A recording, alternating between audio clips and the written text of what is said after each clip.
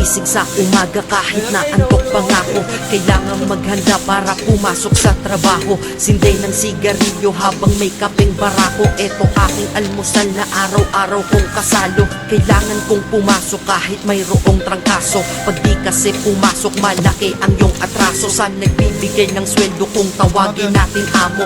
Kailangan doble kayod para amo ay maamo. Sa sobra mong trabaho parang ang sama-sama mo. Sa iyong anak na di mo na laging maasikaso. Kailangan yung buksan ang isipan na sarado. Sa buhay minsan talo at hindi laging panalo.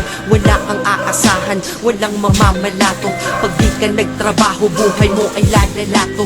Kahit pagod ka na ang sinasabi mo wala to. Mahirap ang mabuhay, anong magagawa ko? Kailangan magtrabaho upang mabuhay sa mundo.